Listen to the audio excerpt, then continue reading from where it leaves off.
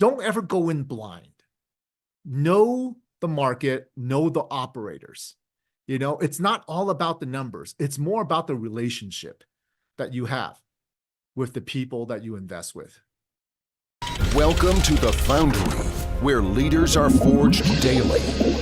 Each week we investigate themes of leadership, entrepreneurship, and mindset with some of the greatest minds in real estate. And now, the data scientist of real estate, George Roberts.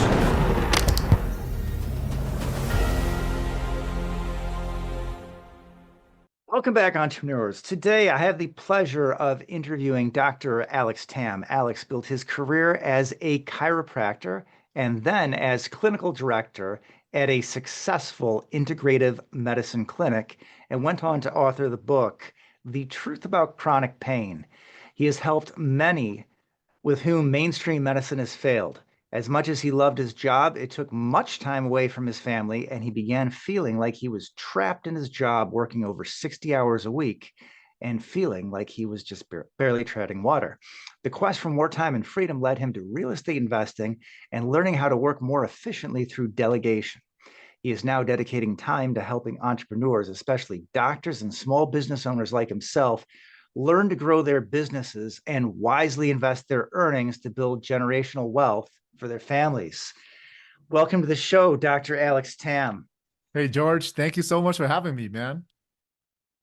All right, well, I am very excited to have you here because I know you're a very different type of guest. You built your chiropractic practice, and unlike other chiropractors, you didn't just go off and work for someone else.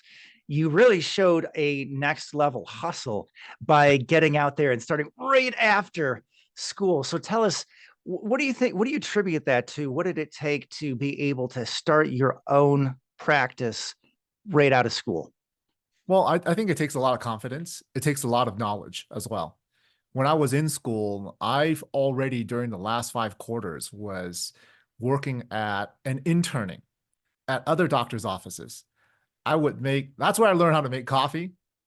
That's where I learned how to go pick up different supplies for people, taking orders, right? But really, it's learning about how a chiropractic office is ran. And I spent over a year doing that before I graduated. And to tell you, I actually wanted to work for someone initially. But the person that I wanted to work for 2 months before I graduated says, you know what, Alex? I'm actually moving 5 hours away with a boyfriend now.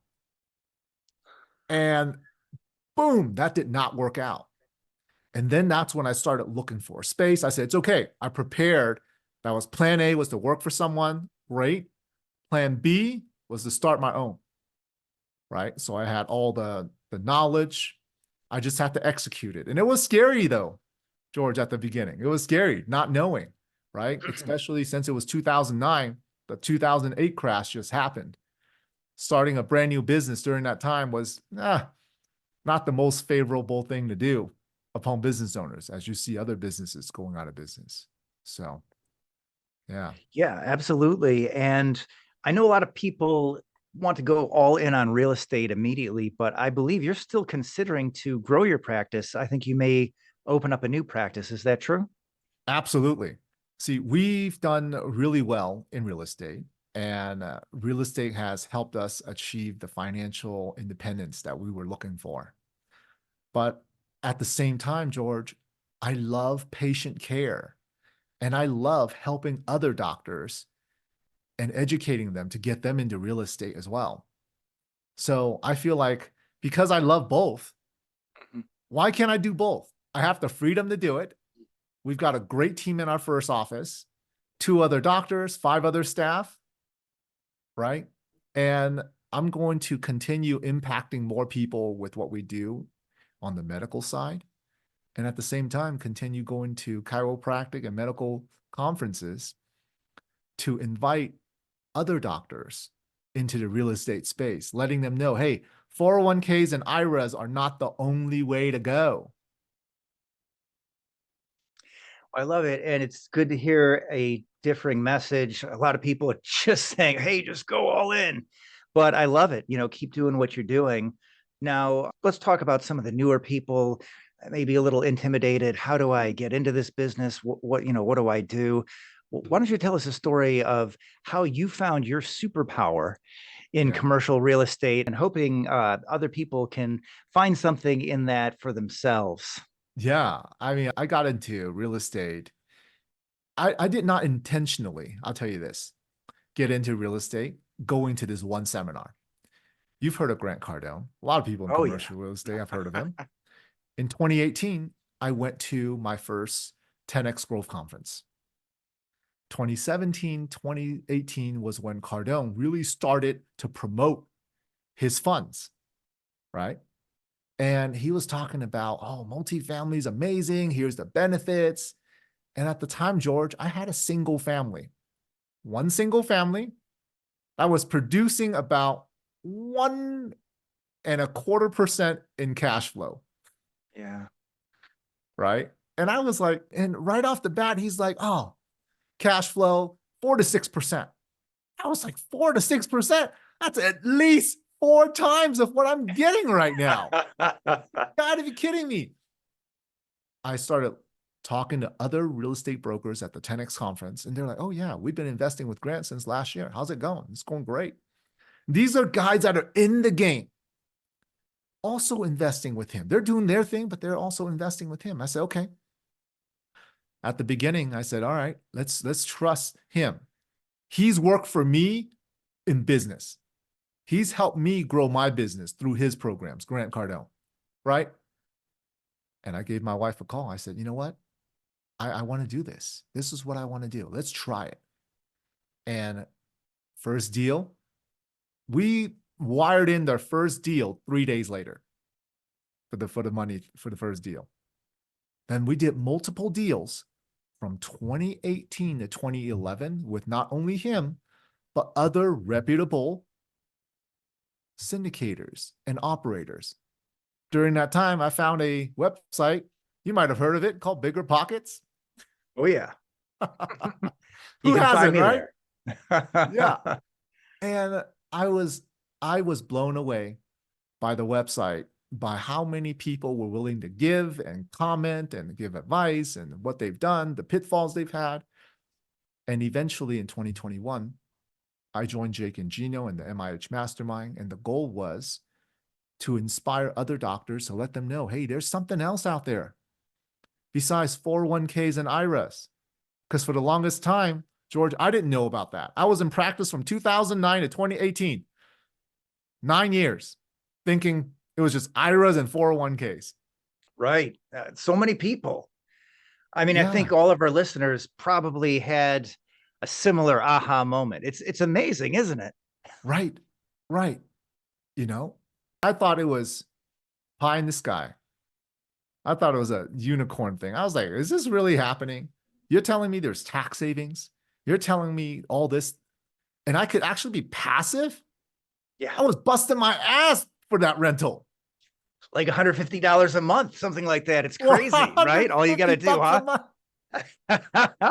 Yeah, I love it. I mean, that's totally mirrors my experience. Yeah, I was a single family landlord, and just to realize how efficient commercial real estate can be, where you don't have to go out and necessarily go out there and bust and still be getting a decent check each month. Amazing. It is amazing. And as other doctors found out more about it, I tell them about it. They ask me how, and I feel like I really needed to be educated, George, to share it with people. You know, it's more than, for years, I was like, oh yeah, just read their website. And then the docs that I know never pulled the trigger because they were like, well, I read the website, but they didn't jump in. They didn't Right. have someone on the other end saying, hey, walk me through it. Mhm. I'm just the one. I realized, you know what? My superpower is I walk patients through transforming their life. Yeah. Now I also get to walk doctors through transforming their financial life as well. That is beautiful. All right, awesome. So then you tried being an active operator of single family homes.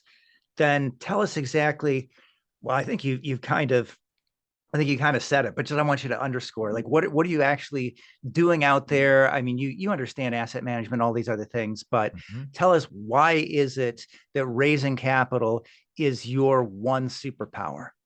The reason being is because jumping into learning about commercial real estate, I initially thought, oh, you know what? My wife and I, we could probably learn how to take on deals on our own. Yeah. Yeah. We can knock it out. Then we realized there's a limit to that. There's a financial limit. There's a team limit, right? You got your boots on the ground. I'm in Lake Tahoe. There's no deals over here.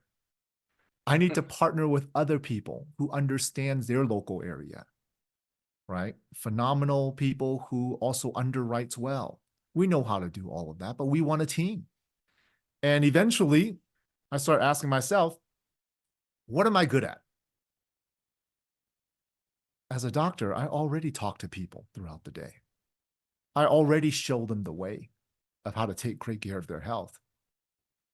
And I realize falling in line with that is the capital raising, where I talk to other doctors and consult with them on how this can work for them financially as well, and educating them. So I saw myself as an educator in the medical space. And I said, that's in line with what I need to do in the real estate space. Exactly. You had the high net worth network. You're an author. You're a teacher, right? And you just Right. help other people enjoy that same transformation that you enjoyed. Uh, well, one of the things that you also took from your chiropractic career to real estate is your VAs. Yeah. And this is something I think is huge. I mean, I have an assistant in my business, but I believe you've grown up to at least 11 assistants now. So Yeah. tell us, what is the process you go through? You actually hire these people directly, as I understand. You're not going through an agency. Right. We actually Yeah. started an agency.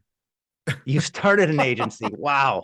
Well, Because okay, there were so let's many go two people. steps back. Yeah. Yeah. Okay, so two steps back to, how did you learn to hire and manage your VAs directly? And then, yes, I want to hear about that agency. So now to learn about that, we got to go back to 2016. 2016, someone told me, Alex, you need to be on Facebook. I'm like, oh my God, here we go. First it was MySpace. Now I got to be on Facebook. They're like, dude, you need to put some of your videos on YouTube. And I made videos in-house for patients. Just quick videos, how to do stretches here and there. And I said, okay, let me dive into the social media thing. I always want to try something out for at least 3 months, right? Whenever I do marketing, at least 3 months. Let's see if it works. What is this? Well, I started editing my own videos. I started editing my posts. Back then, there wasn't Canva, George. I did this on Photoshop, okay? And back then, we didn't have AI editing. I had like Adobe Premiere, Power Director. So I spent a good 4 or 5 hours on the weekends, Saturday and Sunday. I'll go in at about 5, 6 o'clock in the morning. I won't leave until about 10. And my wife and the 4-year-old at the time was at home, wondering where the heck I was all these weekends.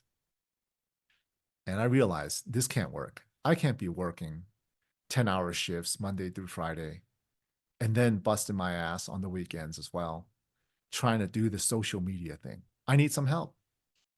So I went online. I'm trying to figure out how to do it more efficiently. I said, am I just doing it wrong? Is there a more efficient way, a faster way to do it? And someone in the comments in YouTube mentioned a virtual assistant. Now, virtual assistants were not popular, George. Virtual assistants really became popular in the last 2 to 3 years, right? We're talking about 16. We're talking about 8 years ago. And I didn't know what a virtual assistant was. I had to look it up. What is a virtual assistant? And boom. Oh my God, people that are abroad, they can do this. Well, how do I give them access? How do I do that? And eventually I hired my first one. I hired my first one to handle editing, social media, and eventually I hired a blog writer. And the media advertising company wasn't doing too well for us for paid ads. I eventually learned paid ads myself and hired a VA for that. By the time I got into real estate, I had about 5 or 6 VAs. And through real estate, we hired 2 more to handle all of that. Because, hey, if someone needs a tear sheet, right? Or we need to build a PowerPoint, my thing is we can knock that out in about 24 to 48 hours. I don't need a whole week or 2 weeks to do it because we have our whole team. And as I got into real estate, other real estate investors, George, asked me, Alex, can you help us find a VA? Enough people asked me about that. I said, why don't I just start an agency? You know, give I us love a that little bit of entrepreneurial the pie. spirit. I mean, you get faced with a new challenge. Why don't I start a business around this? Yes, that's it. And here we are. Great stuff. Yeah. And definitely very, very rewarding. I mean, obviously, huge to go out there and hire your own, or in your case, actually have your own agency. But so, yeah, you know what goes into making sure that you get the right people, that they're actually working and doing some oversight, et cetera. So, yeah, there's a reason that it costs more to hire through an agency. Absolutely. A lot of that work is done for you. Yeah, that's actually how I do it. Everything's working. So I haven't changed yet, but I definitely am looking at the next stage. And if I get 2, 3, 5, or 7, I think I'm going to have to start hiring on my own. Yeah, absolutely. All right. So let's go deeper into the real estate story. So you're raising capital mainly, but what sort of deals are you bringing people into? Tell us about the investment thesis 2024. Well, the deals that we're looking into are going to be newer deals, B plus A class deals. Because right now, with the costs of not only money, but the uncertainty of the charges and what a lot of the contractors are charging right now, we're really careful on projects that are a heavy lift, right? Like we're finding deals right now that can potentially underwrite just as well on newer deals than there are heavier lift deals. And a lot of our investors are wanting to get to cash flow early, like within the first 3 to 6 months. And heavy lifts, I'm sure sometimes it's 6, 9, 12 months where you're not 15. getting any cash flow. 15, right? Some I hear 24, but it's I want to stick with newer deals, newer assets right now. And at the time when interest rates are starting to drop right now, there's opportunities coming up. So we focus a lot in the Cincinnati, Indiana market, right? We have partners that are boots on the ground in the Nebraska market, in the Kansas City, Missouri market, right? Who can bring us good deals that cash flows within the first 6 months and that are not heavier lifts, newer properties. So that's the focus right now. Yeah, we'll love the thesis. And it is great to have cash flow early, particularly at times like these when we've seen interest rates as high as they've been for as long as they've been. That cash flow is a huge cushion. In many cases, it separates the difference between getting cash flow eventually and not.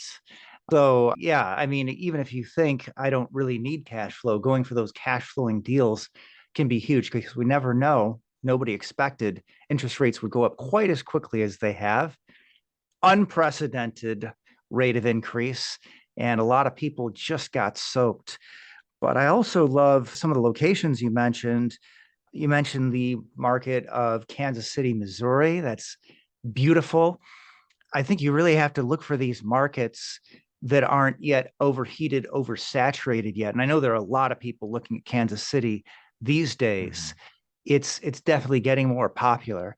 But I remember a couple years ago when I was first investing in KC, it wasn't as big. Cincinnati, Yeah. another great example. Yeah, this is a great market. It's up and coming, but it's not Columbus, where everybody's heard of it.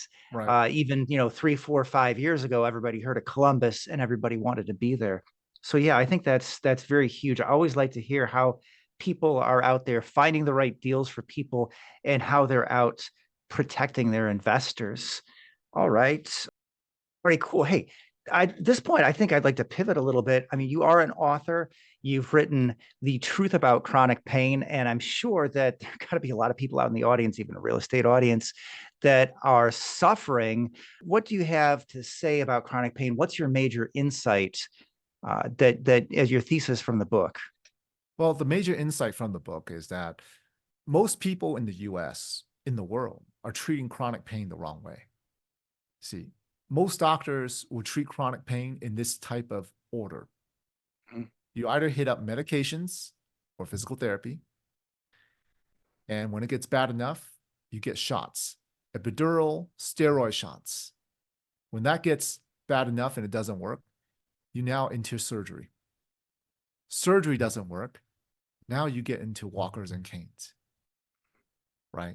That's the trend. Medication, physical therapy, shots, surgery, walkers and canes. That's how our system works.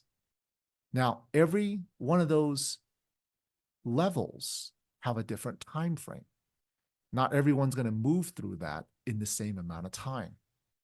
Some people might be on medications for a long time. Some people might be on shots for a long time. Some people get early surgery and end up being on a cane, walker, and wheelchairs for a long time. But our society treats symptoms. We're not treating the cause. If you want to treat the problem and really get well, you got to treat the cause of the problem. That's what we specialize in the practice. To give you an example, if a house is burning down, smoke is all over the place, the first thing that goes off is your fire alarm. Fire alarm is how you know, a lot of people know that the fire is happening, right? That's why we install fire alarms. Well, pain is also a way that your body allows you to know there's a problem. But if all you're focused on is taking away the pain, it's as if I came to your house and took away the battery to your fire alarm. And that's it. And that's all I'm going to do. What's going to happen to the people inside the house? They'll die. That's how it's going to be. They're going to suffer. They're never going to find the cure to their problem because they're never putting out the fire, right? They're just turning off fire and smoke alarms. I love the metaphor, and I'll just tell you from my own experience with chronic pain. I read a book, The Arthritis Cure by Jason Theodosakis, totally changed my diet. And I have to say, the only thing that's ever really helped me, I have tried some shots, was just losing weight. I gave myself the healthiest diet I could possibly imagine and just carry only the weight I need. And that more than anything has really helped me. So yeah, I love that you're taking a more natural approach, trying to find the cause. I mean, obviously your body's out of balance, or you're not using natural motion. That's going to cause a lot of problems. It's just going to amplify down the. Well, let's move into mindset. I mean, you obviously somebody who knows how to manage time.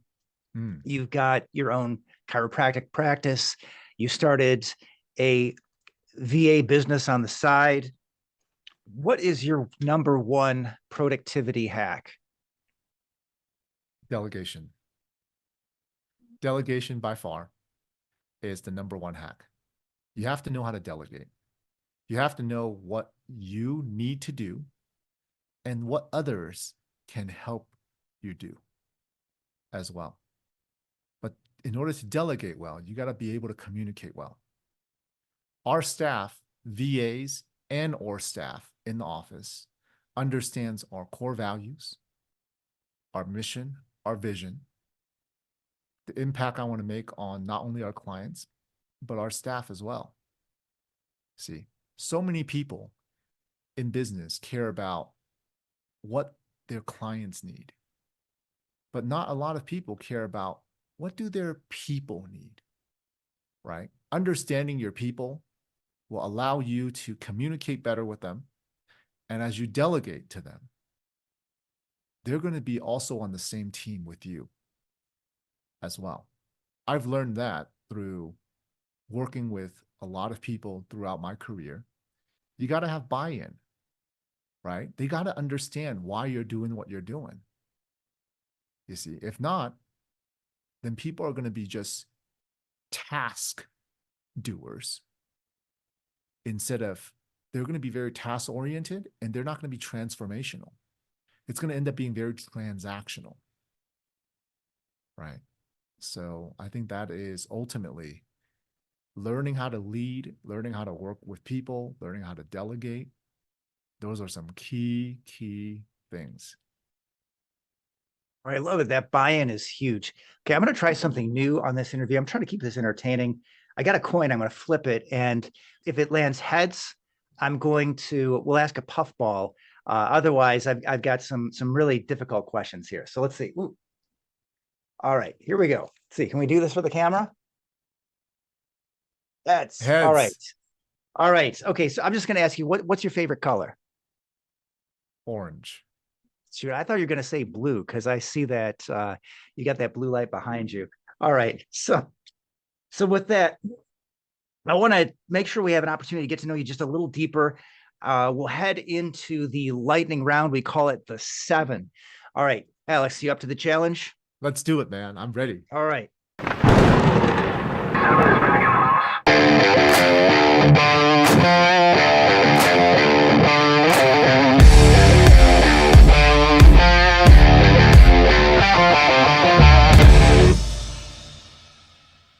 If you could be known for only one thing, what would that be? Being able to impact others' lives. What is the greatest lesson in leadership you've learned as an entrepreneur? You need to get buy-in from your team. What personal characteristic has been most pivotal to your success? The character, I would say that I'm willing to do whatever it takes to make it happen. Okay, just a little more randomness. I've got a stack of random questions here. Oh, this Tell is me when to getting stop fun. cutting the deck. It's like we're playing a card game. We are playing a card game. Love it. All right, just tell me when. Stop. All right. If you got a tattoo, what would you get and where would you put it? If I had a tattoo, it would be either a tiger or dragon that goes from one shoulder across my back and then to the other shoulder. I love it. I feel like I can see it. It's go big this or is go awesome. home. We're going I thought deep about here. this. Yes. Okay. What is one tip or trick that investors can implement in their business today? That an investor can implement. Wow. I would say you have to, don't ever go in blind. Know the market, know the operators. You know, it's not all about the numbers. It's more about the relationship that you have with the people that you invest with. Can you name a book that's helped to forge you as a leader and as an entrepreneur? And tell us why. The leadership, there's no doubt, is going to be John Maxwell's 21 Irrefutable Laws of Leadership. As an entrepreneur, the grit has been the 10X rule from Grant Cardone. Can you send us out with a quote to help forge our listeners as leaders and entrepreneurs? A quote that my mentor has told me before. He says, anything worth doing is worth doing well. And the next quote that I love from Cardone. He said it very early on. He says, pay the price today so you can pay any price in the future. I love it. And for those who are looking to take the next step so they can pay any price in the future, how does our listenership reach out to Dr. Alex Tam? Reach out to me on LinkedIn, Facebook, Instagram. Text me. My phone Right. number, 775-717-0090. Just reach out. Love to have a chat. Hop on a Zoom call. We'll send you a Calendly link. Make it easy. I love it. Thank you so much for taking the time to share your knowledge and experience with our audience today. George, thank you so much for having me on. It's been fun. My pleasure.